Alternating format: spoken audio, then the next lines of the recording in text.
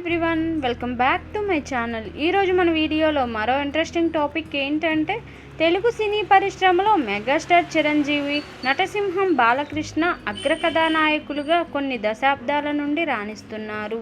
Box office దగ్గర వీరి సినిమాలు పోటాపోటీగా రిలీజ్ అవ్వగా ఫ్యాన్స్ మధ్య కూడా యుద్ధం జరుగుతుంది. ఈ లెజెండరీ హీరోల మధ్య సత్సంబంధాలు ఉండవని ఫిల్మ్ ఇండస్ట్రీలో గుసగుసలు వినిపిస్తూనే ఉంటాయి. ఇక హీరోల మాదిరిగానే అభిమానుల మధ్య కూడా సోషల్ మీడియా వేదికగా హోరాహోరీగా యుద్ధం జరుగుతుంది. మా హీరో గొప్ప అంటే మా హీరో గొప్ప అని వాదులాడుకుంటుంటారు. ఈ విషయంలో ఫ్యాన్స్ మధ్య రచ్చ మామూలుగా ఉండదు. ఇక ఇద్దరి సినిమాలు బాక్సాఫీస్ బరిలో ఒకేసారి దిగితే ఈ యుద్ధం మామూలుగా ఉండదు. ఇదిలా ఉండగా చిరంజీవి వద్దు అన్న కథతో బాలకృష్ణ సినిమా చేయడమే కాకుండా సూపర్ హిట్ కూడా కొట్టారని మీకు తెలుసా? అవునండి బాబు, మీరు విన్నది నిజమే. చిరంజీవి వద్దకు వచ్చిన కథను ఆయన తిరస్కరించగా బాలయ్య చేయగా అది ఇండస్ట్రీ హిట్గా నిలిచింది. మరి ఆ సినిమా ఏంటి, ఆ వివరాలు ఇప్పుడు తెలుసుకుందాం.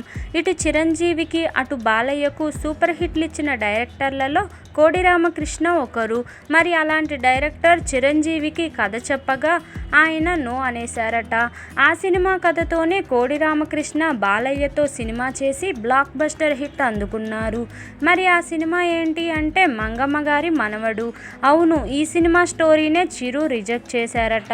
దీంతో కోడి రామకృష్ణ ఈ కథను వెంటనే బాలయ్యకు వినిపించగా ఆయన ఓకే చేశారని సమాచారం. ఈ సినిమాను బాలయ్య చేయగా సంచలన విజయాన్ని సాధించడమే కాదు, ఏకంగా 600 రోజుల పాటు థియేటర్స్లో ప్రదర్శింపబడింది. ఇక ఈ సినిమాలో భానుమతి కీలక పాత్రలో నటించగా సుహాసిని హీరోయిన్గా నటించింది. అయితే ఈ సినిమా రిలీజ్ అయ్యి ఘన విజయం సాధించిన తర్వాత నుంచి ఇప్పటి వరకు కూడా చిరంజీవి బాధపడుతూనే ఉన్నారట. తన సన్నిహితుల వద్ద కూడా చిరు ఈ విషయాన్ని చాలాసార్లు ప్రస్తావించారని సమాచారం. ఎందుకు చిరు అంతగా ఫీల్ అయ్యారంటే చిరు వాస్తవానికి తన దగ్గరికి వచ్చిన కథలను అస్సలు తిరస్కరించరు. డైరెక్టర్స్ చెప్పిన కథ నచ్చకపోయినా మార్పులు చేర్పులు చేసి మరి వారితోనే సినిమాలు చేస్తుంటారు. కానీ మంగమ్మ గారి మనవడు సినిమా విషయంలో మాత్రం కథను రిజెక్ట్ చేశారట. ఈ సినిమా చేసి ఉంటే చిరు ఇమేజ్ మరింత పెరిగేదని ఆయన అభిప్రాయం. అందుకే ఈ సినిమా వదిలేసుకున్నందుకు ఆయన ఇప్పటికీ ఫీల్ అవుతూనే ఉన్నారట. మరి ఇదండి ఈ స్టోరీ వెనకాల అసలు విషయం. ఈ వీడియో కనుక మీకు నచ్చినట్లయితే లైక్ చేయండి, షేర్ చేయండి.